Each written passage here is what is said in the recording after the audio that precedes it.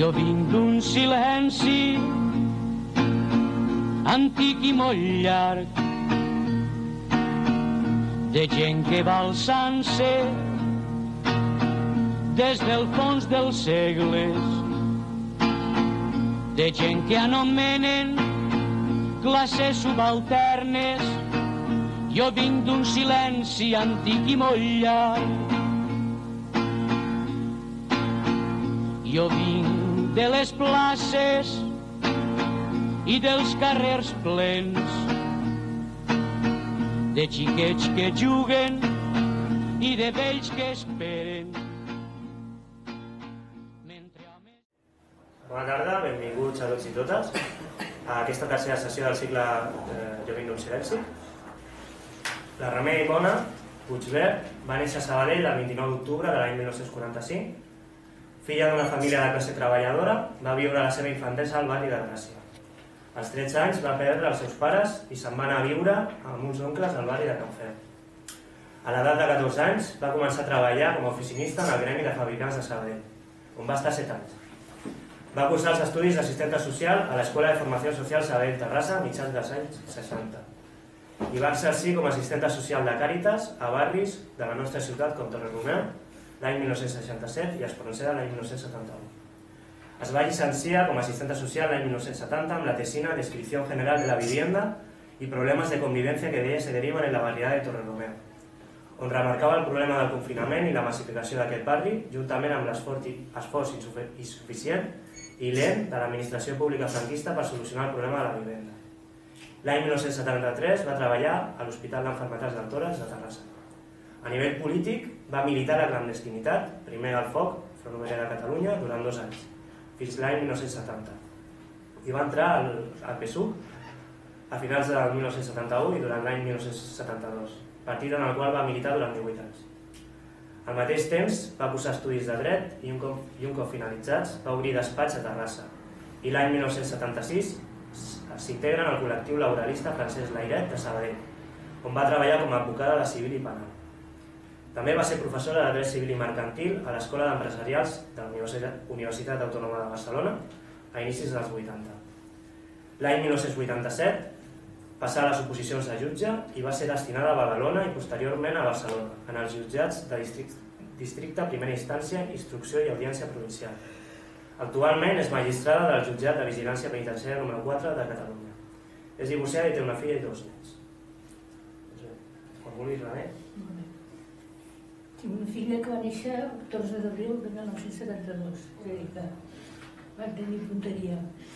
Bueno, aquesta presentació és com una mica flu perquè tots em coneixeu i l'he feta perquè m'ho han demanat.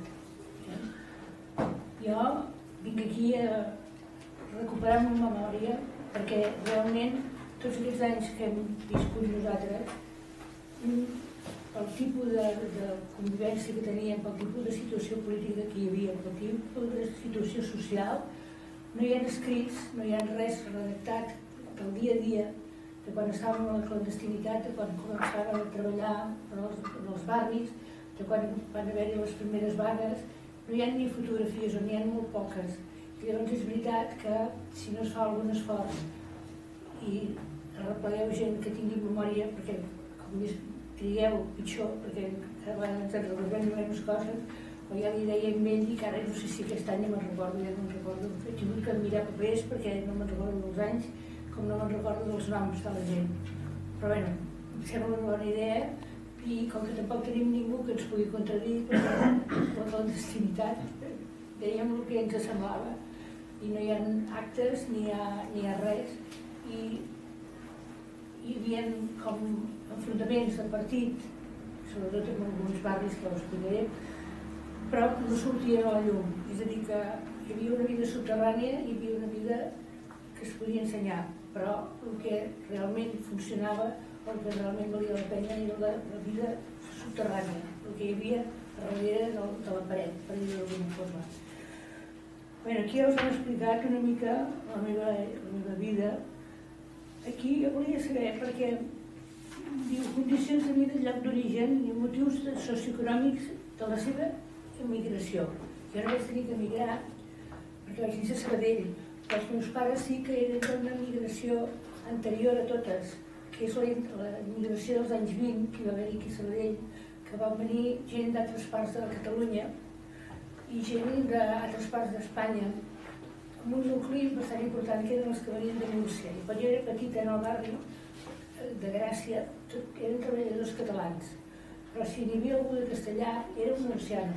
No era igual que ells nascut a Andalusia, era igual que ells nascut a Extremadura, era un murciano i ja està. I no hi havia cap mena de retret, ni cap mena d'enfrontament, ni cap mena de cosa que se'ls deixés de banda. I era un barri, el barri de Gràcia, molt depauperat per la qüestió material, perquè no estava asfaltat, hi havia els carrers que estaven plens de fang i de pols, no hi havia quasi llum, hi havia una bombeta en els encreuaments dels carrers, que els meus companys del carrer s'entrenaven tirant els irrocs fins que es trencaven les bombetes. Hi havia pràcticament llum al carrer. Però jugàvem al carrer, les criatures jugàvem al carrer i jugàvem a guerres, i eren tot guerres corresponents a la Segona Guerra Mundial. Uns eren alemanys, els altres eren anglesos, i no es parlava de res de la Guerra Civil.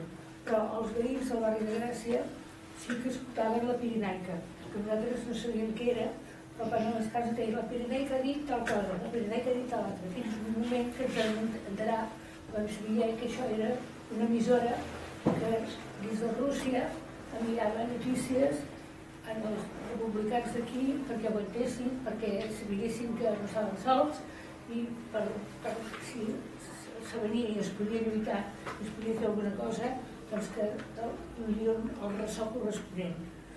Els primers contactes amb l'oposició política. Bé, jo era una nena normal, una noia normal, que treballava des que tenia 14 anys i quan sortia de la feina, a les 7 de la tarda, m'anava a passejar, a donar vols. I la meva tieta, la que vivia llavors, em va dir això no pot ser, perquè anar a fer la bandereta pel carrer a les 7 de la tarda no pot ser. Ens portarem a cosir. I vaig dir, antes la muerte que perder la vida. Cosir no. Tu ens busques alguna cosa per fer de 7 a 9 del vespre. I en el mateix gremi de fabricants hi havia l'escola aquesta de les assistents socials. I vaig passar un dia pel passadís, miro i veig sociologia, psicologia. Vaig dir, mira, això sembla interessant. Vaig anar a apuntar i imagineu la vocació d'assistent social que tenia, que va ser per cobrir un espai horari de 7 a 9 del vespre perquè no em dediqués a fer la bandereta. I llavors, quan estàvem estudiant l'assistent social, va haver-hi una reunió, va haver la caputxinada, i venia un capellà, un caputxí, que ens venia a donar classes de sociologia. I llavors va haver-hi una reunió aquí a la Creu de Barberà i assistia un assistent social que es deia Romagosa, i els van detenir a tots perquè era una reunió de comissions obreres que es feien al despatx de l'assistenta social. Això hi va haver-hi molt d'alt a baix, molt jaleu, va haver-hi molt lius, perquè, com un escàndol, un assistent social es barregés amb gent de comissions obreres, que eren tots una colla de comunistes, i llavors nosaltres vam tenir interès en saber què era això de comissions obreres i què era, perquè aquesta noia, que era com una monja, era una noia supercatòlica i superperfecta, com una noia d'aquestes característiques es havia deixat d'entrebanar d'aquesta manera. I llavors ens van venir a explicar tot un secret, una cosa secreta, que ara fa riure, quan ho expliques fa riure. Però bueno, era així. I llavors una noia de la classe em va dir, tu vols saber què és això realment de comissions obreres? No el que ens han explicat aquí, a l'escola. Jo dic, sí, m'interessa saber això de comissions obreres. I llavors diu, espera, que muntarem una reunió clandestina i ja t'avisarem. I efectivament, al cap de 15 dies, em donen una cita, tot molt secret i tal, una cita per fer una reunió en un bosc aquí a Sant Quirze, a Sant Quirze, a la taula rodona de Sant Quirze. I anem a l'hivern, era un hivern que feia fred que pelava, i anem allà, érem 6 o 7 assistents socials que estàvem estudiant encara, i apareixen, per explicar-nos qui eren les comissions obreres, el Toni Ferrés i el Jerónimo Vázquez Rey. i ens van explicar que era això de comissions obreres. Vam estar-ne discutint i a partir d'aquí jo em vaig començar a interessar per la política com una cosa que no sabia ni que existia, perquè de llegir llegíem, però no llegíem coses que ens situessin, i en les cases que vivíem hi havia la sensibilitat política suficient com perquè hagués pogut traspassar-se d'una generació a una altra una actitud republicana o independentista o del tipus que fos. És a dir, que jo vaig començar amb una reunió al bosc amb el Henry Novet Carrer i el Toni Ferrés, que ens van explicar que eren comissions obreres. Llavors va ser tot seguit que em van venir a mi a veure un altre dia un altre company meu que va dir que sí, podia militar políticament en el musical, al barri, al bar aquell del musical, i va dir que sí, i era del Front Obrer de Catalunya, el FOC, i vaig començar a militar. Aquí més vaig durar 2 anys perquè hi va haver molt enrenou, perquè hi havia diversos corrents i finalment es va dissoldre el FOC. I llavors vaig apuntar al SUC, no tant perquè veiés jo que m'interessava el SUC com a partit polític, que estigués d'acord amb les línies que portava, sinó perquè veia jo que la gent que treballava en els barris, que treballava bé, eren del SUC. O eren del SUC o eren propers al SUC i a comissions obreres. És a dir, que va ser com una cosa més instrumental que res més. Quan vaig acabar d'estudiar l'assistent social, vaig anar a Torromeu, a Maria de Torromeu. Érem el nombre d'assistents socials que eren de Càritas, no sé quin va ser al final, a l'última hora. Sembla que érem uns 7 o 8, però hi havia oscil·lacions. Ens pagava Càritas i realment fèiem una feina bastant interessant, vista en perspectiva. Quan hi érem ficats no veus massa per on vas, però així vista en perspectiva estava bé, perquè per una banda intentàvem resoldre els problemes individuals que hi havia en el barri de tipus de beneficència, és a dir, famílies en una situació molt acurada, que nosaltres el que intentàvem que rebessin els diners necessaris per pagar el lloguer, per criar els nens, o perquè poguessin anar al metge, perquè llavors no hi havia la sanitat com hi ha ara, i en el barri hi havia una mena de dispensari que feia pena, és a dir, que era una cosa horrorosa. I això se'n deia treball de cas, que eren els casos individuals. I llavors, junt amb els casos individuals, hi havia una cosa que se'n deia treball comunitari, que era la nostra participació no tant en els casos concrets de famílies acurades, sinó que era en les associacions que hi haguessin al barri per dinamitzar-les i que actuessin com a revulsiu per millorar el barri i millorar les persones que hi vivien allà. Això era complicat de fer. Teòricament es veu ara, però llavors no veiem gaire. Però consistia en ficar-te en l'associació que hi hagués, en les associacions que hi haguessin en el barri, fer-te útil, fer-te com indispensable, per dir-ho d'alguna forma, que poguessin confiar en tu, i llavors tu actuaves fent una sèrie de treballs que ells no podien fer, com és redactar cartes dirigides a l'autoritat, a l'Ajuntament, allà on fos, perquè si feia falta alguna cosa, demanar permisos pels actes que organitzaven, coordinar les actuacions als barris amb la qüestió de la matèria que fos, si era una qüestió d'aprenents, doncs d'aprenents, si era una qüestió de colònies d'estiu, una colònia d'estiu. I llavors, amb aquesta tipus d'actuació, molt finament, molt suaument, es anaven introduint altres coses. I era, per exemple, un centre cultural, que era el cas de Torromeu, hi havia la festa major, o era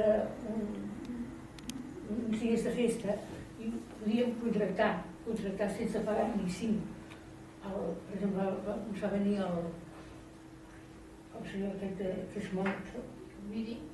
Rovira Molló, exacte. Rovira Molló va venir 2 o 3 vegades a Torromeu, no ho volia veure mai, i els permisos perquè ell pogués venir a cantar i tot això els gestionàvem nosaltres. Però esclar, ens interessava que vingués el Rovira Molló i no el Julio Iglesias. Llavors intentàvem també en el grup d'aprenents que hi havia al barri, de muntar-los activitats que els poguessin interessar com a grup i com a persones. Era un grup d'aprenents molt dinàmic, que estava composat de nois i de noies, i que vam muntar colònies, vam muntar un grup de teatre, vam muntar una sèrie d'activitats de tipus de redacció de revistes com la de Can Oriol, que també hi col·laboràvem, i llavors, mica en mica, quan veiem que destacava algun jove, alguna jove, amb algun grup d'aquests, intentàvem parlar amb ells d'una manera més individual, d'una manera més personal, i els que els interessava la política ja de seguida deien que ens podrien apuntar. Jo no proselytitzava mai a ningú, simplement feia les tasques que em corresponien, intentava llimar preses i coordinar sobretot les actuacions del barri i juntament amb altres assistents socials que estaven organitzats per coordinar tota l'actuació que tinguéssim que fer. Això, Càritas va estar pagant-nos, a nosaltres ens pagava, i la veritat també sigui dita, no hagués aguantat tant si hagués vingut realment a la feina que es feia, això per una banda, i per l'altra, si no hagués vingut una persona que l'altre dia ja va sortir aquí, també, que era el Forrellat, que portava el de Càritas, també, i que quan s'acabaven els diners per pagar-nos a nosaltres, doncs, portava els seus. Fins que va arribar un moment que ens van detenir també unes companyes de Barcelona i doncs va haver-hi una sèrie de xerrades i d'actuacions aquí a Sabadell que s'escarregaven els assistents socials i deia que estaven fent només que política i que Càritas de l'Església era la que ens pagava i per tant era la Càritas de l'Església la que feia política i ens han despedir totes. Però fins en aquell moment doncs vam estar funcionant i funcionava perquè ens pagava una entitat com Càritas i si faltava alguna cosa hi havia el senyor Forrellat que posava el que fes falta. A Torromeu hi havia un centre cultural molt actiu que hi podien intervenir totes les persones que tinguessin una activitat en el barri o que fossin veïns del barri o que vinguessin a fer algun tipus d'activitat en el barri. En principi pertanyia a l'església dels jesuïtes, que eren els que estaven a Torromeu, que era el pare Borri, l'Andreu i l'Isidre, no sé si us coneixeu vosaltres. Eren jesuïtes i tenien guardat un treball fet pels jesuïtes que els anys posteriors a la Guerra Civil, en el que es deia que aquest barri era un barri explosiu i que era molt important que s'hi fiqués a l'església a fi efecte de reconduir-lo i que tenien que haver-hi davant de l'església de Torromeu jesuïtes, però jesuïtes que sapiguessin fer les coses bé, perquè si no es perdria aquell barri més podia ser incendiari, era una cosa d'aquestes, la que deien. Llavors, la veritat és que els productes que hi havia allà es valien bastant la pena des del punt de vista social. Des del punt de vista cristià o catòlic, jo no tinc opinió, no crec que fessin massa proselitisme, sinó que donaven exemple d'alguna forma. I estaven també pel que fes falta en el barri, li deixaven el centre cultural i tot el que fes falta. Llavors, en el centre cultural hi havia de vegades, quan hi havia alguna assemblea, hi havia vegades que hi havia una explosió o una manifestació d'aquestes molt violentes i moltes vegades no sabies d'on venia i és que perquè estaven enfadats o estaven enfrontats en la clandestinitat els militants del partit comunista i els proxinos, que eren bastant importants a Torromeu. I llavors els enfados o els enfrontaments que es donaven a nivell de partit sortien a fora i es manifestaven en el centre cultural. Això fins que no ho entens, costa, perquè hi havia moltes aquests mal portats que volien ser ells, volien anar ells, i per exemple hi ha un cas, un exemple molt clar, que en el barri hi havia una de les veïnes del barri que tenia 3 criatures petites, que tenia el seu home a la presó, que era polític prachino, i aquesta noia no tenia ni 5, i llavors l'ajudaven els del Partit Comunista, però quan anaven a portar els diners li deien: dile a tu marido quién te está ayudando, que no son los del partido, los prochinos los que te ayudan, aquí somos nosotros. Això, hi havia coses d'aquestes que a vegades tenies que intentar que no passessin o veure d'on venia tot plegat.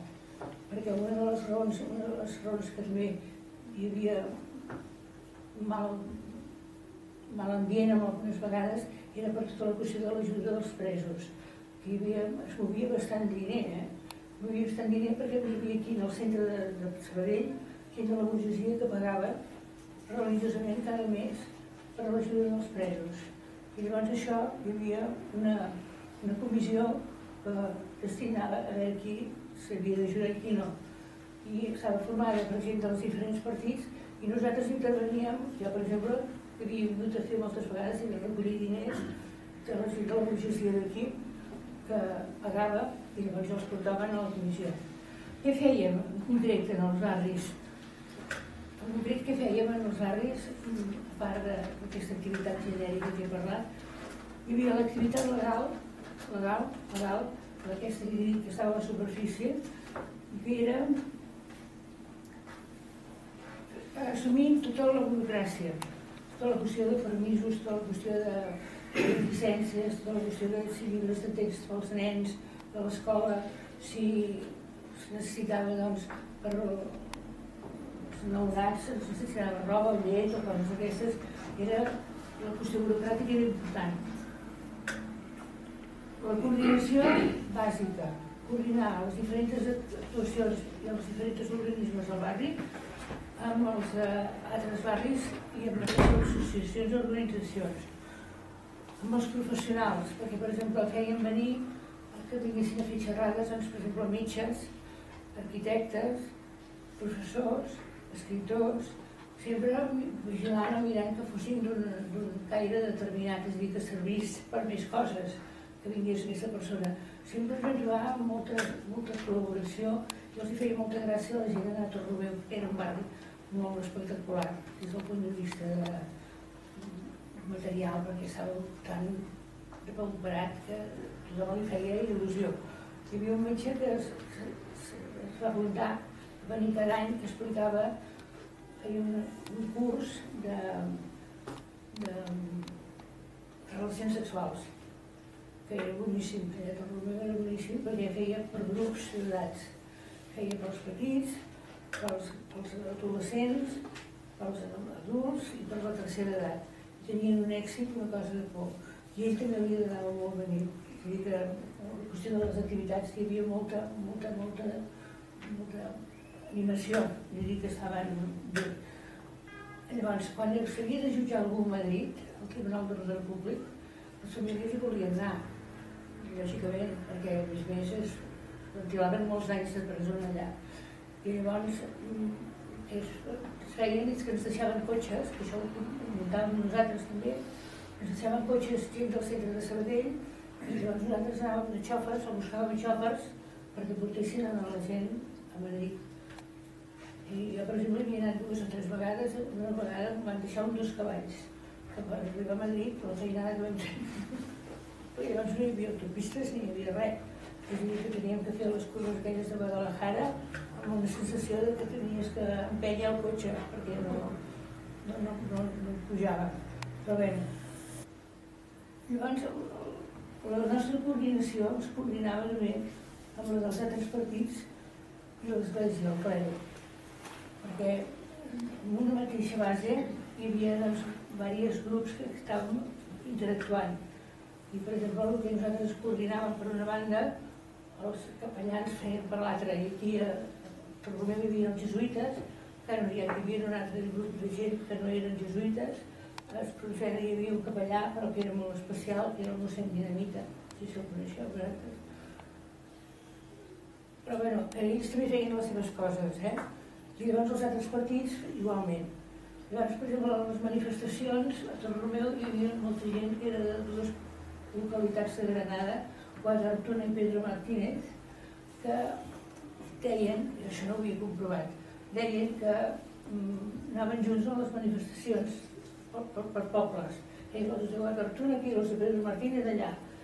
I llavors les aliades o les disconformitats, els enfrontaments que hi havia entre ells en les manifestacions desapareixien i s'hi trobaven bé i ho feien tots conjuntament. I era una gent molt valenta, molt valenta. Jo vaig aprendre molt amb aquesta gent, moltíssim. Tinc un record de Torromeu que sobrepassa molt els records que tinc d'altres activitats d'altres llocs que he estat jo. I tinc relació amb gent que si no el tindria si no hagués sigut en aquestes èpoques i en aquests moments que vam viure. Quan ens vam despedir, jo llavors vaig estar un temps que vaig estar estudiant molt poquet, per això molt poquet. Llavors, immediatament vaig entrar al barri d'Espronceda. Llavors no ens pagava ja Càritas, sinó que ens pagava una mena d'associació que no sabíem qui era i alguns ens deien que era la CIA.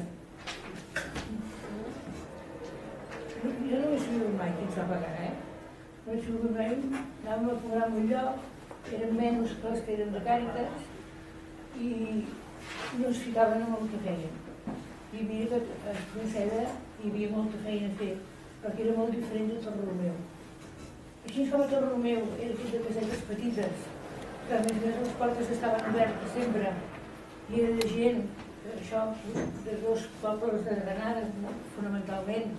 Doncs a mi Espronceda era l'obra sindical de l'Algar, que era de la planja del franquisme, havia fet aquella desastre de pisos, que estaven en molt mal estat, i a més els veïns no tenien el títol pel qual podien ocupar aquell pis. Tenien un paperot, però que no eren ni propietaris, ni llogaters, ni eren res.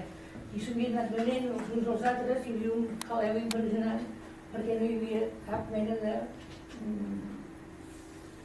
persona amb la que t'hi poguessis entendre per intentar arreglar els problemes que hi havia allà, que eren greus, molt greus, que eren els desperfectes dels pisos. Aquí, al revés de Torromeu, la gent era molt diferent també, perquè l'extracció de la gent dels pisos de l'obra sindical era en principi gent que era addicta al règim, a la dictadura, que no era veritat perquè hi havia gent de tota mena, però bueno, hi havia, que podies trobar alguns, però no era com el Torromeu, que no és possible trobar-ne algun de preferència, possible. Llavors, què hi havia a Espronceda?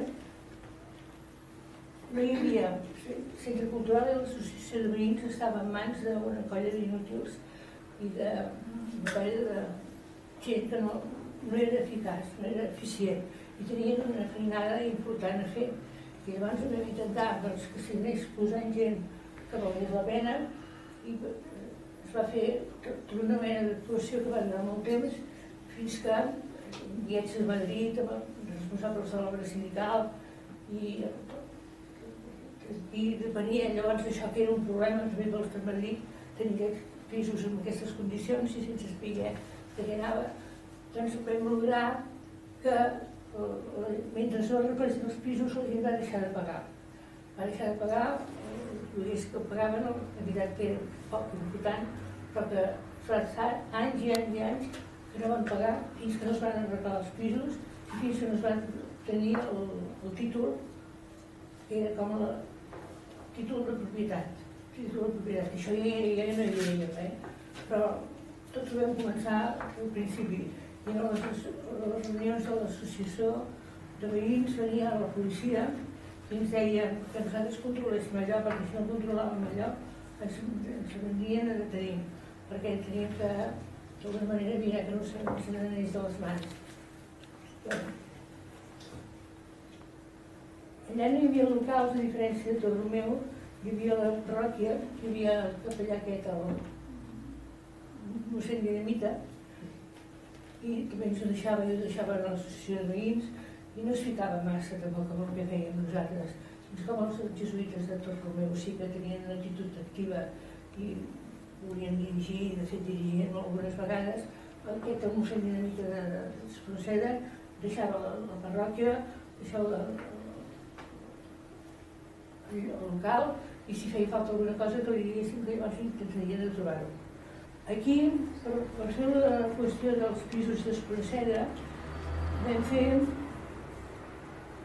estar treballant bastant bé perquè vam posar en contacte amb el Col·legi d'Arquitectura, que és la Universitat d'Arquitectura, i vam estar de sort perquè vam trobar un catedràtic que estava molt interessat en aquests pisos a l'obra sindical i vam fer un treball de camp per 2 o 3 cursos de l'Escola d'Arquitectura que el tema era els pisos d'Espronceda d'aquí Sabadell, problemàtica dels pisos d'Espronceda. I vam estar de sort perquè tota una universitat va estar fent un treball que llavors s'ha tingut en compte, però quan van tenir que arreglar els desperfectes i ells ja posaven aquest estudi d'arquitectura, ja posaven que els 2 gratacels es tenien que tirar a terra. Fa molts anys d'això. Llavors oficialment van tenir que tirar a terra per al cap de molts anys i seguint realment tot el treball que van fer aquests cursos d'arquitectura amb els arquitectes que ho dirigien. Llavors les assemblees que hi havia a Espronceda era per l'ocupació dels pisos i en canvi, tret de l'ocupació dels pisos, que era una cosa molt important, la vida del barri no era com la de Torromeu. Era una vida més anodina. Hi havia bastant problema a Espronceda amb la qüestió de la droga, ja començava a haver la qüestió de la droga, cosa que Torromeu encara no s'havia manifestat com tal. Però bé, hi havia a més uns personatges d'Espronceda molt pintorescs que començant pel president de l'associació, que era un cas, però eren llançats també, eren llançats, I llavors, políticament, allà hi van haver-hi actuacions del SUC i actuacions de comissions obreres, en l'època de la clandestinitat. Jo que vaig intervenir per ser en les COG, les comissions obreres juvenils, a Torromeu, en el muntatge de les COG i les d'Espronceda també, que era posar-les en funcionament i que llavors ja deixin soles, que de fet no van durar massa, però l'únic que feien, a part de llegir i a part de discutir, eren manifestacions fantasmes, aquestes que posaves al mig del carrer, feien palmes i deien llibertat, amnistia, estatut d'autonomia, el que fos, i llavors al cap de 2 minuts tothom desperdigat i ja perdut. Si arribava a estar en un lloc, doncs ja no enganxaves. I això era divertit, això els agradava, hi havia un perill relatiu, perquè sempre ja s'havia ferit quan arribava la policia i el màxim que es feia era pintar. No es trencava res, no es feia malbé res, el màxim que es feia era pintar. Pintar hi eren oficines de la Caixa i dels bancs, això ja hi era llavors, però només pintar. L'any 1969, l'estat d'excepció que hi van haver moltes figures de gent, moltes detencions aquí a Sabadell, i realment, llavors jo estava a Torromeu, i realment es va tenir que mobilitzar molta gent, perquè molts es van tenir que amagar. Van caure primer molts mestres. Llavors, gent de comissions obreres, de les empreses, gent de les COG. I llavors, un dels grups que va caure era un que havia fet unes reunions a Torromeu al Centre Cultural i a l'església de Torromeu. I ells van detenir unes 6 o 7 persones o més. En aquest cas, no tothom que tenia que estar detingut va estar detingut, sinó que hi faltaven, amb aquesta caiguda, hi faltaven els capellans dels jesuïtes de Torromeu, perquè acabar de tenir tota l'organització de barris i de coordinadors de barris de les comissions obreres. I per la preparació de l'1 de maig d'aquell any, la preparació de l'1 de maig. I llavors els jesuïtes esperaven que els deixés de detenir, perquè tenien ganes, primer es volien fer màrtirs, també, vull dir que estava bé, i no els van detenir, i llavors es van enfadar molt. no farà tant que llavors aquest sumari va desaparèixer. Aquest sumari va desaparèixer. I que el que van dir, bueno, doncs no es poden detenir quan se'ls ha d'estampar. I com els jesuïtes tenen la mano molt llarga, aquest sumari va desaparèixer i no es van jutjar mai. No. Si hagués sigut els jesuïtes, els haguessin jutjat i els haguessin condemnat, però que no hi van ser-hi. Llavors hi ha personatges que els he anat veient al llarg de la meva vida en diferents llocs de forma recurrent, que si vas en un lloc per una determinada qüestió, un determinat motiu, ja veus que ben encarrilats si veus que hi ha una persona determinada. I per exemple, que a més són inassequibles al desaliento, perquè dic jo, com és el cas del Valdivieso, la gent de Can Uriac, la gent de Comissions Obreres de Can Uriac, la família Vázquez Rey, els germans Correa de Torromeu. Torromeu, no m'han recordat de dir que hi havia un personatge també molt curiós, que era el Cristóbal, que era el farmacèutic, que deien que era de la CIA. I realment, hi havia vingut gent nord-americana a parlar amb aquest farmacèutic, que no sabíem de què parlaven, però alguns devien parlar. Però jo que fos a la CIA no, perquè no feia res en el barri, va col·laborar en la coordinadora i la cooperativa de vivendes quan es van fer, però res més, és a dir, que l'home no es ficava en res del Torromeu, del centre cultural, ni de la Rodiada. I tenia molt mal caràcter, a més, un mal caràcter de por. Els de Torromeu, els veïns conservaven inclús els àlies dels pobles que provenien. El malnom, l'àlies, fulano de tal, que és de Casa Cordero, com es deia Cordero, pues a Pedro Martínez, per exemple. I llavors el cas d'aquesta noia de Torromeu que la venien a ajudar els del Partit Comunista i no l'ajudaven els patxinos, aquest és un cas, diguéssim, de novel·la. Ell tenia 3 criatures i llavors ell quan va sortir de la presó provisionalment abans que el jutgessin es va escapar cap a França. I es va quedar aquí amb els 3 nanos, que llavors no la volien ajudar ningú. Llavors van lograr que des de França la cridessin i que allà s'acollien. Però llavors tenien un passaport que llavors, si no autoritzava el pare, les 3 criatures no podien marxar. I llavors vam tenir que falsificar passaports. I vam falsificar nosaltres. Ens vam dedicar a dibuixar pàgines i imprimir-ho, i aquesta senyora se m'anava les 3 criatures amb passaports falsos, que no els vam trobar. Però llavors al cap del temps ens vam enterar que aquest pobre es va tirar al metro a París fa un temps. I la senyora va quedar allà sola també amb les 3 criatures.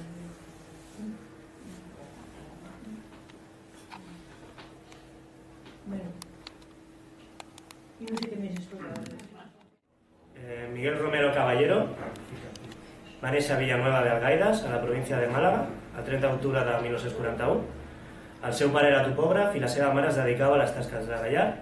El seu pare va ser defensor de la legalitat republicana durant la Guerra Civil, motiu pel qual va patir la repressió política del franquisme i va estar a punt de ser afusellat. La seva infància va ser molt dura i això va afavorir la marxa amb la seva família des del seu lloc d'orígens fins a Catalunya i la ciutat de Sabadell. El seu relat, que ara mateix ens explicarà, demostra que, a les causes econòmiques del fenomen migratori a Espanya a la dècada dels 50, pobresa, males condicions de vida, hem de sumar també les causes polítiques. La forta repressió política que el règim franquista va exercir en el món rural contra els qui havien sigut els defensors de la democràcia republicana, així com les seves famílies.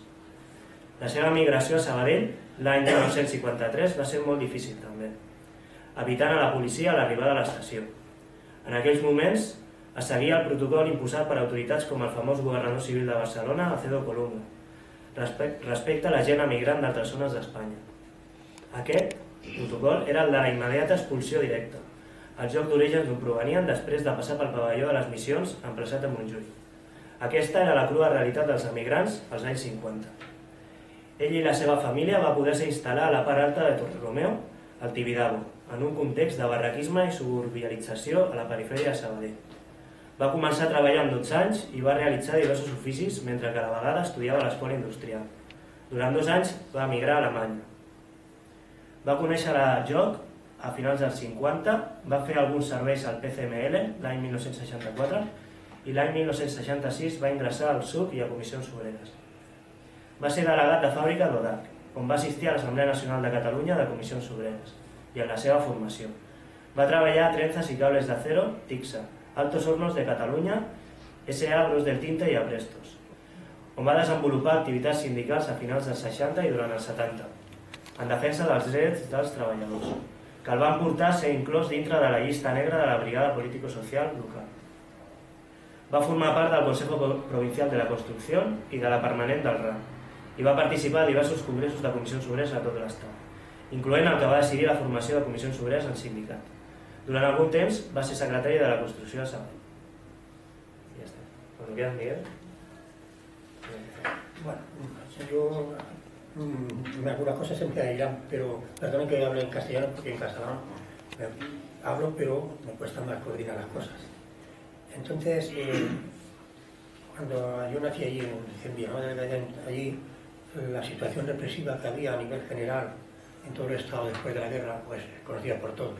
Pero en una parte más que en otra, porque aquí tenemos, por ejemplo, había unas zonas como Cataluña, que es ahí, por ejemplo, industrial, o la parte del norte, en donde la represión era menos, porque allí pues las cosas estaban más divididas. Todos sabemos que en Andalucía, Extremadura, estas zonas están en manos de 4 albas, 4 duquesas de Alba, o 2, como máximo.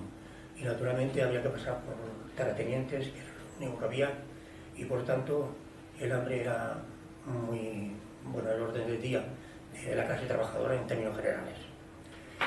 Entonces ahí pues la represión que había llegaba no solamente al hambre, sino también pues a la cultura y a todo.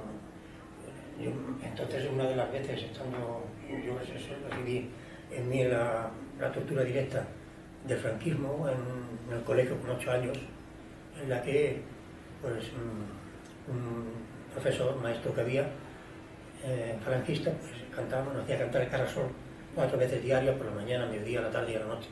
Y yo, pues con 8 años, que podía saber. Decía al final España 1, España 2, España grande, yo digo España 2. Con esto me pegó una paliza que me dejó guardado. Si ya en casa mis padres siempre no de continuar y decirme que, en fin, que lo que era el franquismo y la represión y que el fascismo lo que era, pues yo aquello ya todavía ya comencé a los 8 años de saber lo que era, aparte del hambre que ya me hacía en casa. Entonces, no solamente hacíamos esto, sino a los 8 o 9 años ya comenzábamos a ir a los cortijos a recoger aceitunas, porque los pequeños eran más manejables para esos trabajos que los mayores. Y pasando frío, heladas enormes, y allí dentro de lo que es el cortijo este había como una especie de un profesor, un maestro, que llegaba y nos daba ahí clases y tal.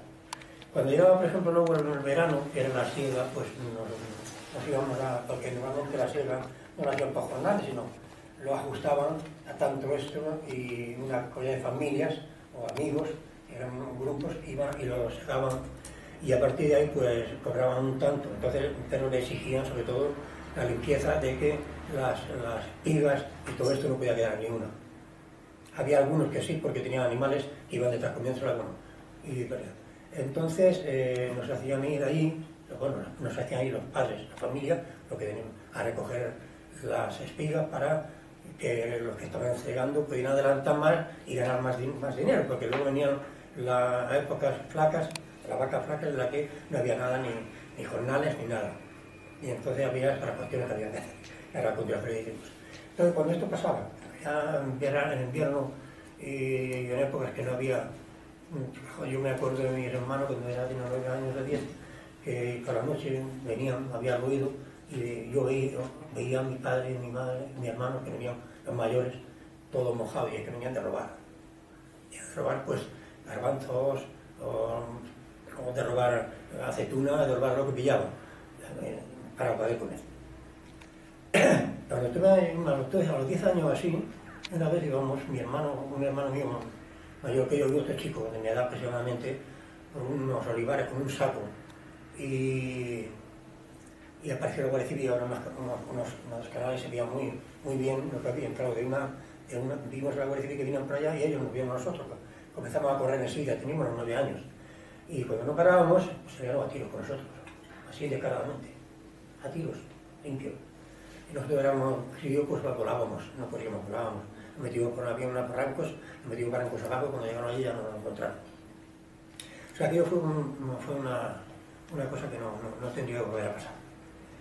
A partir de ahí, ya en el año 53, mis padres ya dijeron que no aguantaban más y decían que si venían, no tenían que venir para aquí. Me tengo que plantear esto porque hablando de mi padre, era topógrafo y había sido defensor de la República. Y al meterlo en la cárcel se la salvó precisamente de ser fusilado porque a ser un topógrafo, los terratenientes les interesaba tener un topógrafo que le podía hacer con ellos lo que quisiera, que le podía pagar como le diera la gana, atraer a uno adicto al régimen que tenía que ser de una capital de Málaga, Sevilla, Córdoba y tal, tenían que llevarlo y entonces tenía que poner las cuotas oficiales que les quieran, porque el 99% que eran adictos al régimen eran falangistas y eso había que pagarle al contado y bien, y saludándoles. Y con él lo tenía en la cárcel, lo sacaban, hacían la operación y cuando hacían la operación de medida de tierra o de marcar la siembra de los olivos o sembrar la siembra de las viñas o bien una compraventa de algún tipo de terrenos para entre ellos, pues él lo sacaba, le iba a hacer la operación y yo lo iba a la cárcel. Así estuvo durante no sé cuántos años. De tal que ya, pues cuando pudimos, vinimos aquí a todos, ¿no? Vinimos aquí para Sabadell y entonces venimos por la zona de Madrid, Andalucía, Madrid, Zaragoza y entramos por Lleida, porque entrar por allí era muy peligroso, íbamos siempre, allí iba a parar a la estación de Francia y no había salida.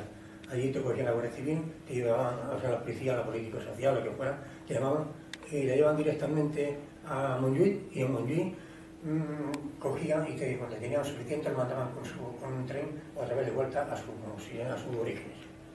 ¿Esto por qué venía? Venía porque hubo muchas quejas de los terratenientes que se quejaban y se estaban quedando sin manos de obra, estaban quedando sin peones. Y entonces, una queja a nivel general política de toda aquella gente conllevó que había que parar esa inmigración. Porque aquí teníamos una situación complicada, pero allí no teníamos situación, allí no teníamos nada. Entonces, claro, por esto ellos hacían esta política de represión. Cuando vivía por el franquismo, porque ya era por excelencia así, y además pedido por otro sector que era los terratenientes de la época. Entonces, que llegamos aquí, entonces bajamos de aquí, por el tren iba por arriba, por la vía, todos lo sabemos, y al llegar a la estación volvíamos para atrás andando por el medio de la vía, porque si pasábamos por la estación, aquí también te cogían. Y entonces por allí vinimos y pasamos por un paso a nivel que había la Perueta, con Quevedo, ahí había un paso a nivel y por ahí pasábamos.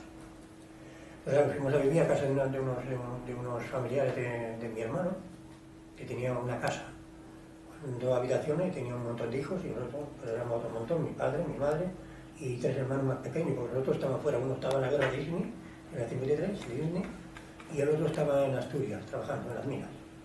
Entonces el otro estaba casado y lo que quedábamos pues era lo que habíamos allá. Entonces pues veníamos todos en la misma habitación, los 5, mi madre, mi padre y los 3, allí juntos. Y en la otra habitación mi hermano y los demás. El suelo pues era primero, allí era pues, primero era todo tierra. Y mi hermano pues se quedaba a vivir ahí en una barraca, que vivía aquí donde está San Salvador, bajando ahí pues ahí vivían ellos y ahí pues comíamos nosotros para levantarlo, digamos, para lo que teníamos que venir a trabajar. Entonces yo a los 12 años comencé a trabajar en una fábrica haciendo canones. Los canones, lo sabéis todo, es el cono que lleva la lanzadora para tejer. Entonces a los 12 hacíamos de 7, yo hacía de 7 a 7 y me pagaban 75 pesetas a la semana.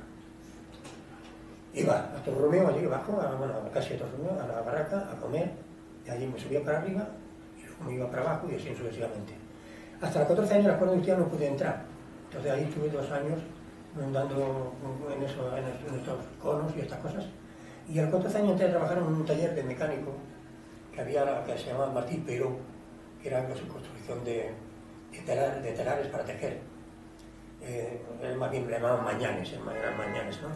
Entonces ahí pues ya me pusieron el seguro, porque claro, los pelados no tenía seguro ninguno, de los 12 años no podían más asegurarte, y pues ahí nos pusieron el seguro, ya me aseguraba yo y un compañero de Torreón que se llama Paco, malagueño, que seguramente lo conoce muy bien, lo conocía muy bien, y tú también.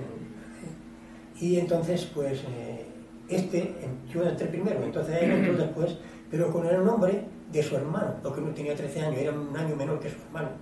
Y entonces le mandó dijeron que se llamaba Paco en el libro de familia, y Paco se quedó.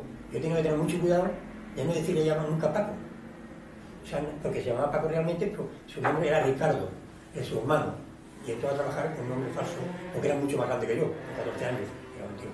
Y entonces entró con un caballín con un nombre falso, y yo tenía mucho cuidado de no llamarle Paco, y eso que estábamos siempre juntos. Nunca tiene ese fallo, no sé por qué, pero si era la supervivencia, lo que era, o no sé lo que fue, no metí ningún fallo de estos.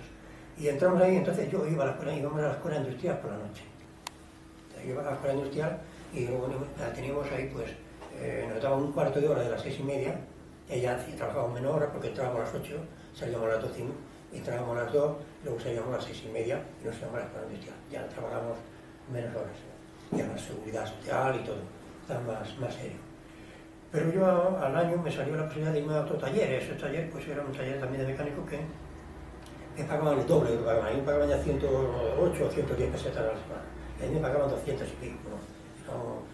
El taller se llama Taller de Abarpiera, que ahora pues, me parece que tiene, de hace años, tiene una plaza dedicada a él como inventor.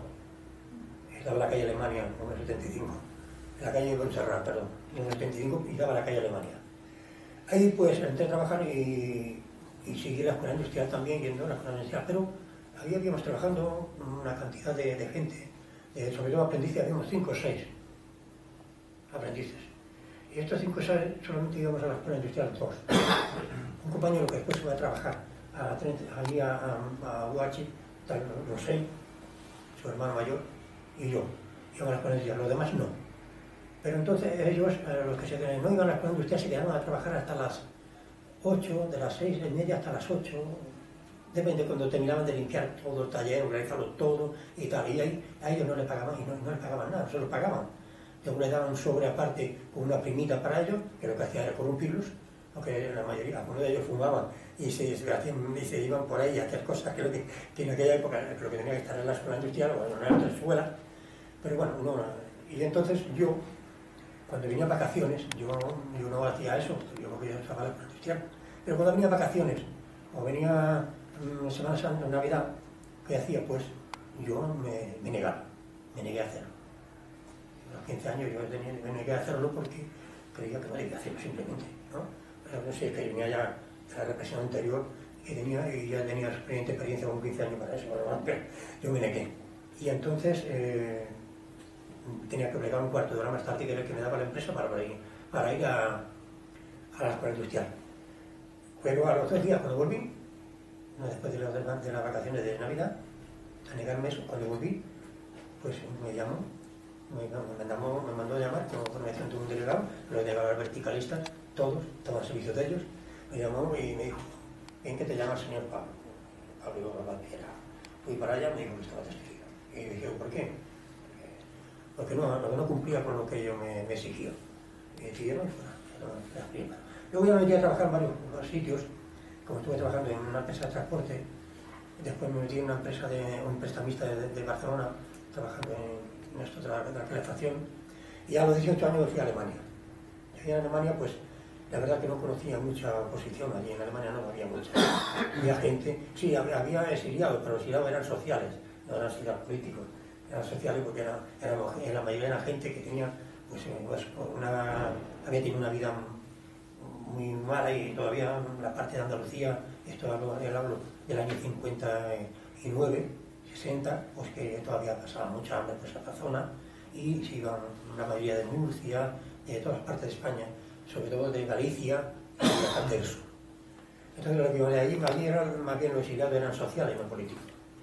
Entonces allí había un poco profesional. Yo volví en el 61 y aquí ingresé también, empecé a trabajar en una empresa aquí al lado del río, que por aquella parte, no sé cómo debajo de Grau, y allí estaba trabajando cuando entré limpiando váteres.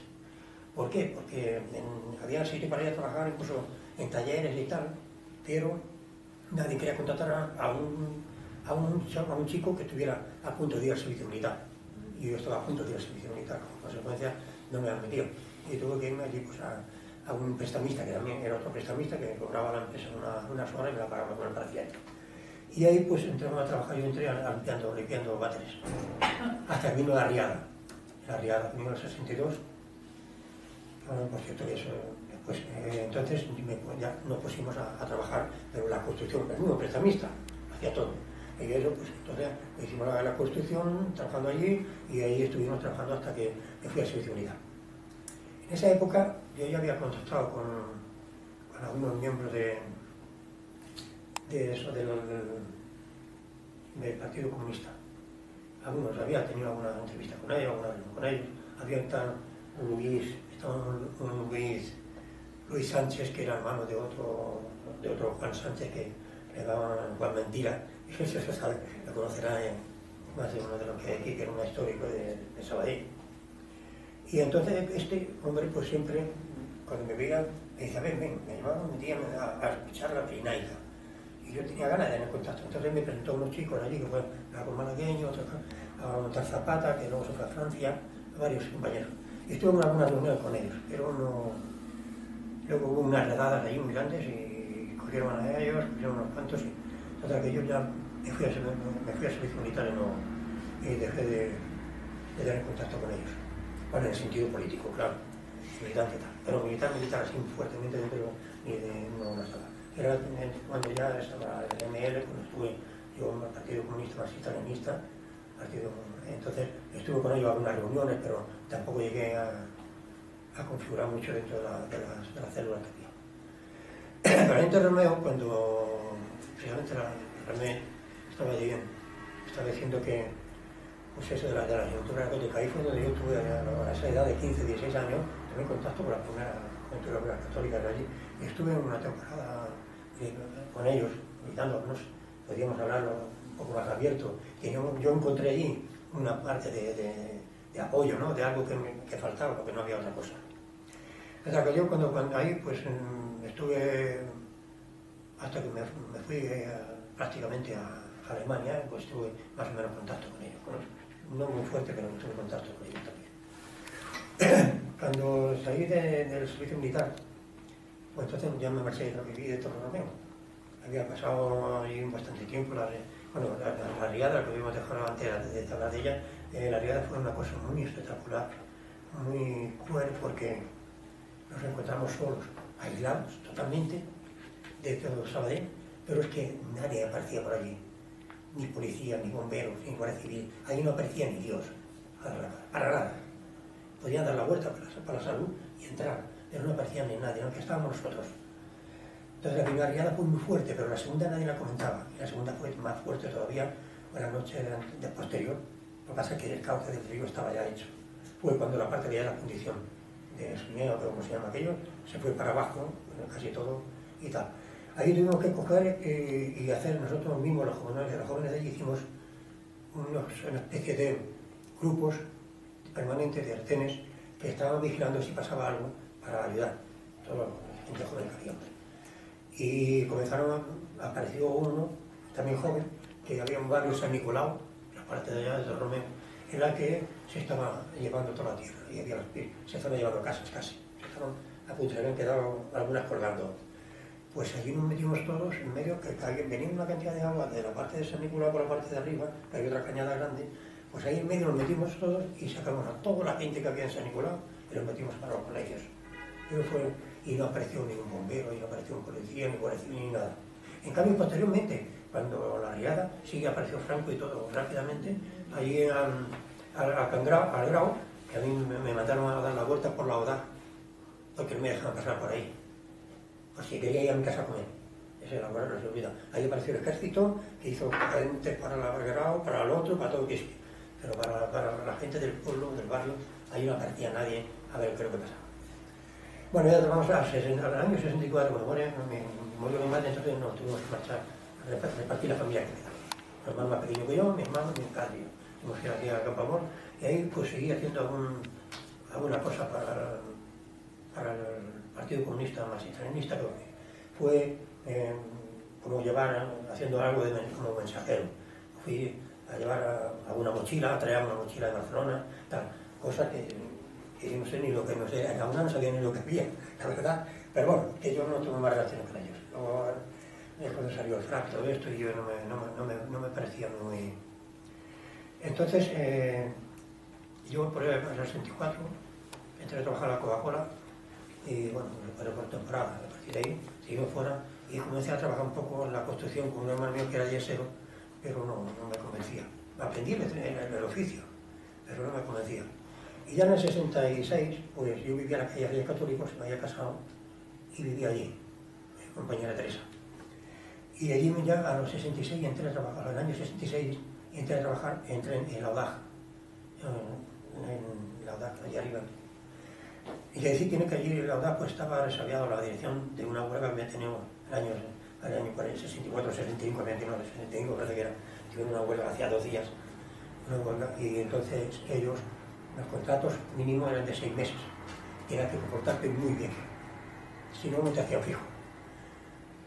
Yo allí, pues, para hacerme que hicieran fijo, pues hice todo lo que me dijeron, con lo que me pedía la empresa, los encargados y de todo, hasta el punto que a un compañero que me conocía, bien, sabía, me decían, te está buscando una bata, está buscando que te pongan una bata, algo así, se me decían de todo, hasta que cumplí el contrato, y al cumplir el contrato, pues me sumé al conjunto de la lucha de guerrilla. Entonces allí organizamos entonces comisiones obreras, porque había sido desmantelada por la primera huelga del 65, lo que había de organización de lucha obrera estaba desmantelada, porque ya me ocupaba de limpiarla. Y organizamos comisiones obreras allí en el interior y teníamos un promedio de conflicto a partir de 66, 67, de 68, 66, 68, teníamos una participación de conflictos casi de un conflicto por mes. Bien, con la hora, lo que ahora las horas extraordinarias, paro por sanción de producción, porque el sistema método de tiempo era también muy brutal, y no llegaban al tope de producción, les sancionaban, y todo. Esto aparecía en todas las empresas. Entonces tuvimos varios y tal, y yo ya me tocó en el último año, que en realidad fue el año 69, esa empresa era una empresa que pertenecía a un capital judío, que me llamaban, el nombre oficialmente registrado era Manufactura Suiza de Refrigeración. Manufactura Suiza de Refrigeración. Y ahí trabajaban para países árabes, pero en el 68, cuando hubo la invasión de los israelíes a Oriente, allá, a ver si lo digo, allá, bueno, la invasión que usó Israel de Palestina y toda esa parte. A partir de ahí, pues rompió las relaciones comerciales con todo el capital judío, con todos los países árabes también, claro, y estaban creando, pues no sé cuántas neveras diarias, impresionante, eran unas empresas, todas iban para allí. Y entonces se rompió todo esto. Como puede ser en el 69, aparte de que hicimos unos paros que habían comprado la empresa Manufactura Metálica de Madrid, la otra empresa muy fuerte. Por aquella época ya debían 500 millones de euros a la Seguridad Social. Pero bueno, aún el franquismo le dio carta blanca para comprar y hiciera lo que quisiera. Entonces allí tuvimos unos problemas y aparecimos y comenzamos a hacer un paro un día de 1 hora, otro día de 2, otro día de 3, y así luego lo íbamos otra vez atrás. 1, 2 y 3. Así tuvimos una temporada buena. Nos seguía bastante. Total, que al final la empresa pues pasó por lo que planteábamos, o se negoció, y me parece que quedó bastante bien, y sancionó a toda la plantilla. A uno con 2 días, a otro con 3, otro con 4, otro sucesivamente. Pero yo no estaba en el tablero. Yo no estaba sancionado. Solamente que un día voy allí y me encontré la Guardia Civil que estaba en la puerta. Y dice, tú, ponte aquí. Me puso allá al lado, no voy a decir que no. Y entonces me comunicaron una carta de despido con la Guardia Civil, que estaba despedido. A partir de ahí yo comienzo a mi compañera y yo, con Teresa, que estaba embarazada, ya tenía 2 hijas, y estaba embarazada. Y nos íbamos cada día a la puerta del colegio, del trabajo, de la empresa, a perseguir mi puesto de trabajo. Mi mujer, las 2 niñas y ambas preñadas. Total que hasta la Guardia Civil, pues, un día me dijeron, no ten cuidado, que está la Guardia Civil ahí, te vienen a por ti. Y estaban un 600 metidos, no sé dónde calcular que sacaron 600 aquí. Y estaban ahí, entonces, pero bueno, yo como me lo dijeron, me presenté en un taxi. Y entré en un taxi para adentro. Pero cuando se dieron cuenta estaba dentro. Entonces que ahí tuvimos unos más y unos menos, ahí dentro había los seguratas que había, y el jefe de seguridad de todo el coche de transporte, y era un teniente de la Guardia Civil. Y este me dijo que me iba a pegar, en fin, que él me dijo, dice, ¿tú sabes quién soy yo? Digo, yo sí sé quién eres tú no sabes quién soy yo. Digo, estoy hasta la nariz, soy capaz de pegar, digo, un tío está hasta la nariz de lo que está pasando, y que hacen esto que está haciendo con mi familia, es capaz de pegar una patada en los cojones, al primero que pille, sea quien sea. Y entonces, pues, total, salimos de aquella, nos podemos ir, nos marchamos y yo ya después ya no volví más por allí, porque ya se había venido a buscarme, vinieron a buscarme a la Guardia Civil a mi casa, pero yo me había marchado ya a otro sitio fuera. Estuve trabajando una temporada fuera, en Corella, y al volver, pues parece que se había encargado todo, no vino nada. Entonces, en esa época yo ya había participado y ya estaba organizado con el PSUV, que en el 66 había sido el PSUV, Antonio Gonzalo sabe bien, estábamos allí, pero ella en esa época estaba militando. Lo que pasa es que yo en el barrio, pues en primer lugar que no había selección de vecinos que yo supiera muy fuerte, pero por otra parte yo no tenía tiempo, porque yo estaba entre la empresa. Ahí ya participaba en la Nacional de Cataluña de Comisiones Obreras y participaba también en la estructura de mantenimiento de la caja de resistencia de Sabadell, que era una cosa muy peligrosa. Y a partir de ahí, pues yo no podía hacer muchas cosas allí en el barrio. Aparte de que estábamos en la célula del partido y Comisiones Obreras y todo. Entonces, allí cuando me despidieron, y yo me fui a trabajar a Trenzas y Cables, TIRSA. Allí pues ya estaba para irme a trabajar y tenía que haber entrado el día 26 o 27 y entré el 28 o 29 de diciembre, porque se me había muerto mi mujer, había dado a luz y había muerto la niña que tenía. Entonces, yo no sé si realmente fue de los nervios, la tensión de nervios que pasó durante el proceso que tuvimos allí, de la OA, o fue natural. En el caso que nadie supo decirme, ya que había muerto. Entonces, entré a trabajar en Trenzas y Cables y allí, a los 3 meses, me dijeron que cosa. Pero antes, había pasado un día antes de cumplir los 3 meses, veo que salía la política social de las oficinas. Me presenté para allá, a la fábrica, a trabajar, y cuando me llamaron para que fuera arriba a personal. En personal, yo pensé que ya estoy en la calle. Mi hijo, el herrero, se llamaba en personal. Dice, aquí, nos vamos a quedar con una cuestión, lo que sabemos tú y yo. Digo, muy bien. Dice, yo te voy a dejar fijo. Y sé quién eres. Sé lo que has hecho, lo que ha pasado allí en la edad, que te levantabas lo alto de las mesas y hablabas a la asamblea, a los trabajadores, y todo lo que proteste. Todo lo conozco. Pero aquí no vas a tener ese problema, porque aquí tenemos una política que no va a pasar, que no vas a poder hacer nada de nada, ¿no? Porque la gente aquí no lo van a organizar. Trenzas y Cables, naturalmente, nunca había tenido ningún tipo de conflicto, ni huelga ni nada. Y yo comencé a trabajar en las máquinas más peligrosas que había, que eran las máquinas de trefilar hilo, que son las más peligrosas que hay. Y allí, pues yo enseguida me quedé con todo, soldador, lo hice todo, que no había hecho nunca aquello, hice el curso de carretillero, todo, hice todo, y además iba a las máquinas de aquello. Pero ya cansado de ver cómo la gente le sacaba dinero por un lado, estamos ya organizando prácticamente Comisión Obrera, estamos ahí dentro y estamos trabajando de cara a la organización de Comisión Obrera. Entonces, un día ya pues habían sancionado a mucha gente porque no llegaba al tope de producción, pasaba igual que en el otro lado. El sistema de método de tiempo lo aplicaron en toda la empresa enseguida, en la DAC, en UH, en todas partes. y en La Roca y entonces cogimos y nos reunimos en lo que habíamos ya más o menos organizado entre Comisión Obrera y planteamos la papeleta que había. Y dijimos, vamos a comenzar a hablar con todos, para tal día un paro. Dentro de la Comisión Obrera que aquí estamos organizando, había algunos enlaces sindicales que eran verticalistas, bueno, eran verticalistas, no pensaban, ellos no eran verticalistas, pero eran delegados del sindicato vertical, pero estaban de acuerdo con la Comisión Obrera y estaban trabajando con ellos. Entonces, cuando planteamos ya la hora y el día y tal, dijeron, venga, pues tú, uno de los delegados, le comunicas a la empresa que tal día, si no ha solucionado el problema de la devolución del dinero a todos los trabajadores y revisión de los puestos de trabajo, si no lo hace esto, vamos a ir al paro. Total que fueron y sí, se lo planteó y la empresa no hizo ni caso.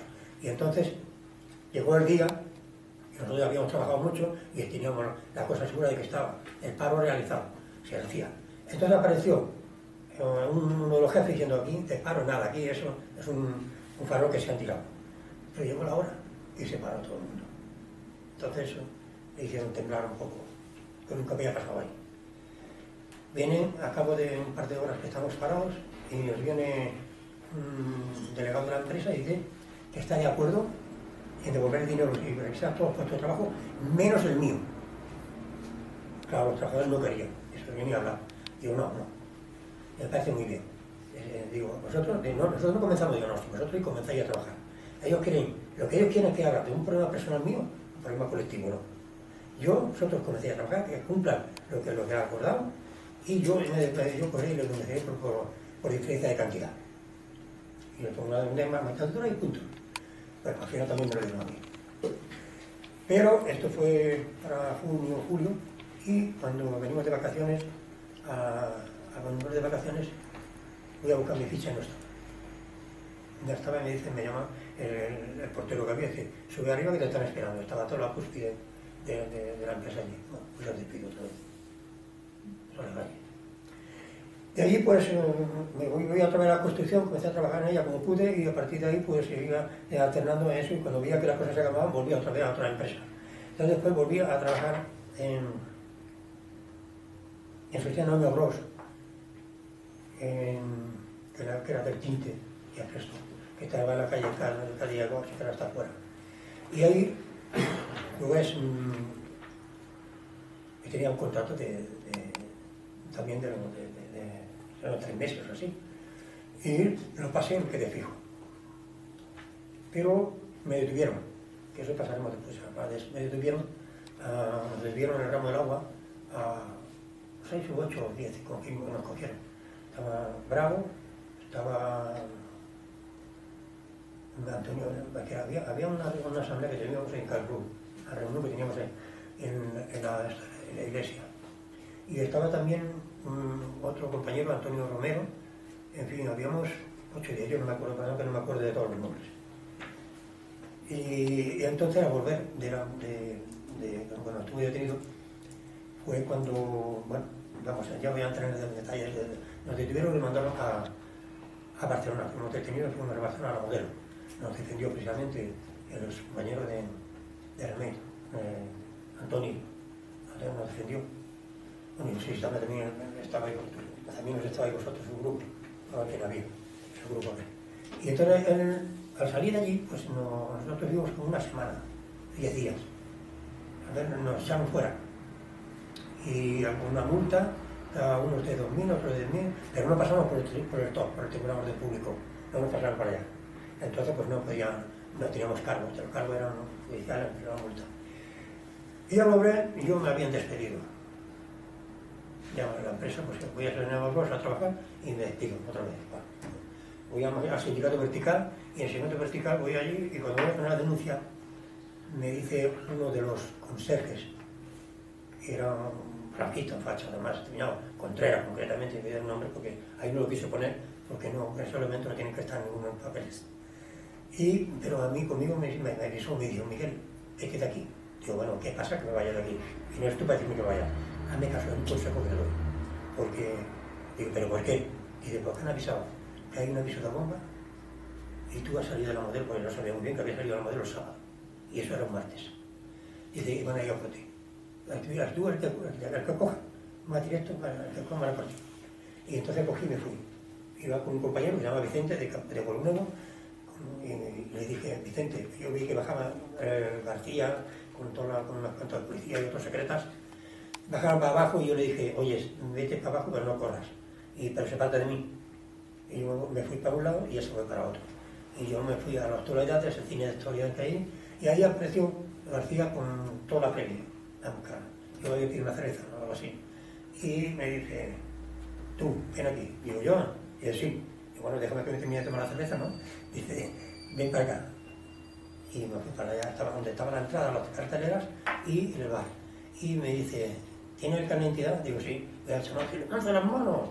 Una película igual. Me hace levantar las manos delante de gente. Estaba el Castro, el delegado del sindicato vertical, estaba allí. Digo, ¿ves? Digo, le dije, al Castro, y digo, estos son los sindicalismos que hay. Tú eres un secuaz de ellos, nada más. Este es el sindicalismo que hay en España. Y entonces me sacó, me cachearon de arriba abajo, por todas partes, literalmente, y pensaban que llevaba yo un arma. Entonces cogieron, me dijo, ¿llevas el carnet de identidad? Digo, sí, pero ¿te lo doy yo o me lo vas a coger tú? Porque no me dejas. Y dice, cógelo, entonces se lo di. Y digo, ¿qué es lo que pasa ahora? Dice, que cada vez que te vea en la calle te voy a meter en la cárcel. Digo, pues, te voy a meter en el calabozo. Digo, pues, piensa que aquí llevo más años que tú y aquí no me voy. Digo, total, que al entrar adentro, pues, cogieron mi mujer fue a preguntar por mí, mi Teresa, y también la metieron adentro. O sea, le dijo algo de mí, y ella dijo que era una fascista y tal, igual, y la metieron adentro. Entonces había tenido ya una hija, otra hija, de 6 meses tenía, y entonces estaba sola. Bueno, estaba sola, en teoría estaba un hermano mío por ahí cerca.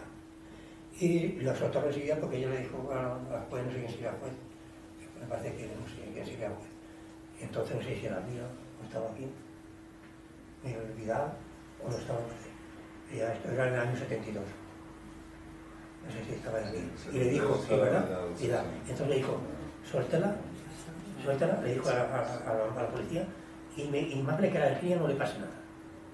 Y la soltaron, Entonces, esto fue ya en el 72.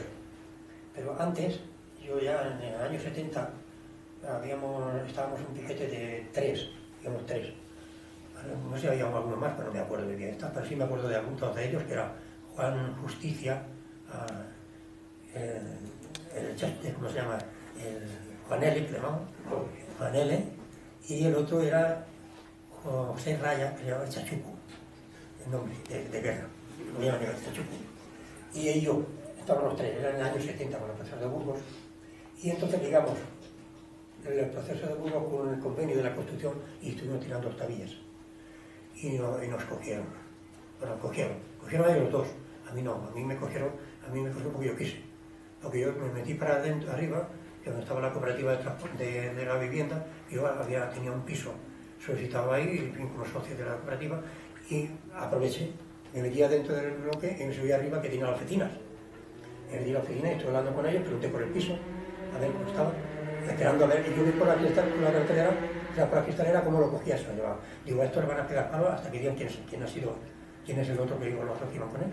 Y yo bajé yo para abajo y me cogí los tres medios. Pero nada, los tres ya nos soltaron. Y entonces después, cuando ya vamos para abajo, que nos metimos por ahí por la Creu de Gavara, digo, mira que macho, ya no voy más con vosotros a ningún sitio. Bueno, que allí pues en el año 71 me vuelven a coger otra vez, pero esto es en la calle, sin nada, aquí en la televisión me cacharon otra vez, como siempre me cacharon, y eso. Pero quiero contar algo sobre aquello de la bomba, y luego me soltaron también los 3 días. No me decían nunca porque me detenían. Pues la aquello de la bomba tenía una explicación que me la podía haber ganado muy bien, porque ellos sabían que yo había hecho servicio militar en artilleros y sobre todo en el grupo de artificieros. Por tanto, tenía que conocer algo de artefactos. Y para ello era el elemento clave para si hubiera sido verdad. Menos mal que no lo fue. Si no, de allí el Consejo de Guerra es sumarísimo y igual que escuchante, seguro. Porque no fue verdad. Y entonces, pues nada, me soltaron. O sea que ahí tenemos, por ejemplo, 4 veces detenido en 2 años, prácticamente. Bueno, después me fui a trabajar. Entonces, entre el proceso de tiempo, yo ya participaba en la permanente de Comisión Obrera de Sabadell, en el Congreso de incluso estatal, cuando se formó Comisión Obrera en el año 70, me acuerdo, 70 y... no sé, fue en el año 74 o no sé, por ahí, ¿no? 76. 76, 76, no, antes. 76. Sí, bueno, si no, pues ahora estuvimos allí con Martino Camacho, con Nicolás Sartorio, con el compañero Arisa, con todos los asturianos que murió en un accidente, y estuvimos allá. Y, bueno, pues después ya me vine a trabajar aquí en la construcción más fuerte, ya trabajaba en la construcción, y estuve en el Congreso yo ya estuve en el Congreso, pero fue en el año 79, 80 me parece que fue 80, sí, Congreso de los años 80, el Congreso de Tarragona de la Construcción, en la que también estuvo Carlos Martino Camacho, que lo acompañamos en el coche de un compañero, 3 o 4 lo acompañamos al aeropuerto, y ahí salió otro compañero de Sabadell como secretario de la Constitución de la Federación Estatal de la Constitución, Víctor, el barba, antes Santos. Y me propuso a mí de marcharme, de entrar dentro de la federación con él. Y yo dije, no, porque no. Yo solo hablaba de estar siempre de un lado para otro y estar allí en Madrid, y era mucha familia y tal, y que me quedé, decidí que yo seguía aquí trabajando en el sindicato del local. Ahí pues era secretario de la Construcción y tal. Y entonces también dejé la Construcción un poco y me fui a trabajar a Camps Hermanos. Y Camps Hermanos, pues había un contrato. Y entonces me despidieron, pero me despidieron fuera del tiempo del cumplimiento del contrato, había pasado, había vencido el contrato. Y lo denuncié, pero me fui al sindicato, o sea, fui a denunciarlo, pero la magistratura, pero ellos sí se presentaron y dijeron que me pagaban lo que me correspondía y fuera, a la calle otra vez, se salían por lo mismo. Pero también en ese periodo de tiempo, hasta el año 80, yo había estado trabajando, o sea, había ido a trabajar aquí en San Cugat, en una empresa que era construcción. Y habíamos por lo menos unos 30 o 40 para entrar. Entre ellos estaba el compañero Pedro Ancina, que entonces era secretario del abuso de la construcción. Y yo era secretario de la... Entonces, al entrar allí, con la ley de trabajar, entraron todos menos yo. Pregunté al responsable por qué, cuál era el problema, me dijeron, usted lo sabe. Pues ya no tengo que decir nada más. Ya lo sabe, que decía que sabían que estaba en una lista que aparecía por todas partes. Pero la cosa estaba muy negra, me estaban acordando por todas partes, no tenía trabajo ni posibilidades, y me mandaron una recomendación del tesorero de la Sagrada Familia de Barcelona, que era un catedrático y era de filosofía y letra, y además era el delegado del Instituto de Cataluña y Baleares del Ministerio de Enseñanza, con Franco. Y tenía fotos hasta con Arias Navarro, tenía fotos. Pues ese me mandó al ingeniero de Alto Hornos de Cataluña en Hospitalet.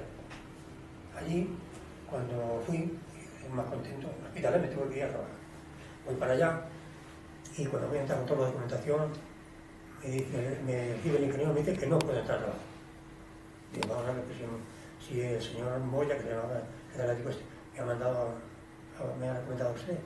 Y yo sí, pero yo por encima de mí hay otras personas y me recomienda que usted no debe trabajar, no debe tener contrato. Pero explíqueme por qué. Y dice, pues lo explico. Porque a usted le consideran dentro de ahorita una citata. Y lo tomé fuera. Total, ¿por qué decía esto? Hacía un contrato de 4 meses. Y hacía un contrato de 4 meses porque, claro, habían hecho un pacto, la administración de Suárez, con esta empresa, de que no dieran contratos más de 4 meses, porque en aquella época todavía existía, pero cada 6 meses 2 años de trabajo, todavía. Entonces Suárez sacó la nueva ley de empleo, que llamaba nueva ley de empleo, que eso me parece que estaba un poco pactada con los partidos socialistas, porque a partir de ahí no se volvió para atrás. Y el Partido Socialista seguramente me lo admitía como medida o como pacto de la Moncola, yo qué sé. Total, que la empresa tenía una de las condiciones importantes que tenía es que no podía hacer contratos de más de 4 meses, o 5 como más. Y entonces, claro, nadie tenía derecho a ganar el pan. La crisis era muy fuerte. Yo vi a algunos chavales que fregaban y se ponían a llorar porque tenían hijos y no sabían qué iban a hacer después. Total, que nos quedamos 4 meses ahí a trabajar, aquí no hay contrato y pasamos la prueba, ahí no había contrato, prueba y luego 4 meses. El contrato lo hacían después, la prueba, fueron 4 meses. Y a 4 meses dijimos, bueno, ¿sabes qué? Hicimos una asamblea, pues, nos reunimos con los cuantos, que nos fuimos conociendo, comentando que aquello no podía ser, que allí no podía ser, porque allí había trabajo para mucho tiempo y no teníamos por qué salir. Entonces, que nos planteamos la cuestión, hacemos una asamblea y veremos a ver cómo sale. En la asamblea nos planteábamos, porque ya, claro, una acción directa para evitar de que la gente se fuera a la calle habiendo trabajo y sin paro y sin nada. Cogimos y entonces le planteamos en la asamblea la postura de que para 3 o 4 meses no valía la pena trabajar. Porque íbamos después de 4 meses, ¿qué? A la calle todo. Fui tú, mañana yo y pasado el otro. Pues entonces vamos a hacer una cosa. Yo propongo que hoy, a partir de ahora, cuando tardemos, hoy, pues aquí esta obra no se va a terminar. Porque vamos a quedarnos aquí y nosotros vamos a trabajar, vamos a la huelga. Total. Y así nos planteamos eso. La Guardia Civil se presentó por allí, pero no hizo mucha fuerza porque ya estamos hablando del año 80 ya. Entonces las cosas estaban muy bien. Pero nosotros no rompíamos nada. Sí hicimos algunas manifestaciones por la carretera y tal, pero en un lado, dejamos paso para los coches también. Total, que al final a los pocos días, 2 o 3 días después, hicimos elecciones sindicales, todo. Que no había nada, ahí no había nada de nada. Y entonces viene y dice la empresa que admite las condiciones de 6 meses de empleo, 6 meses de contrato. Pero con la condición de que nosotros, o sea, uno que era secretario de la construcción de Tarrasa de Comisión Obrera, ese otro compañero, y yo, lo que sé, le daba toda la información a la empresa. Y antes nosotros nos reunimos sin él y planteábamos lo que íbamos a decir en la asamblea, como íbamos a decir en la asamblea, nos empatamos un poco, les supiera él.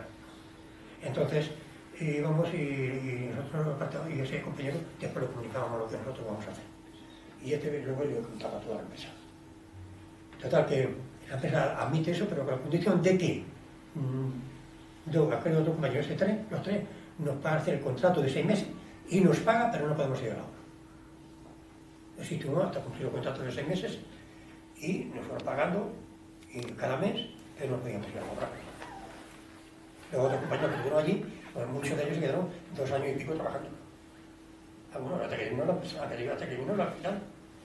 O sea, porque hasta ahí, pues, yo tengo muchas más cosas, porque por ejemplo participé también en la huelga de AEG de Tarrasa, de la Canflada. Allí pues me presenté con un compañero, que el compañero sabe, con un camión, sabe, el compañero Antonio sabe, que fuimos con un camión y llegamos allí, que estaba ocupado por la policía por todas partes, y llegamos a Canflada a llevar comida y de todo. Era la lucha. Y estas explicaciones, pues ya darle respuesta a lo que decía el compañero antes, la pregunta que hizo sobre por qué ahora la corrupción que hay. Bueno, pues entonces antes no había sillas, no había sillones, y no había poder, había lucha. Y la lucha no todos estamos dispuestos a llevarla adelante. Y entonces, como había lucha, había sacrificio y naturalmente riesgo. Después vino lo otro. Yo podía entrar más tarde, abrirme más, porque políticamente también estuve en el PSUV muchos años, hasta que el quinto Congreso me pareció que era lamentable a nivel estatal que el Partido Comunista es una de otra, como el Partido Comunista de España sacara en las primeras elecciones, no sé si fueron 24,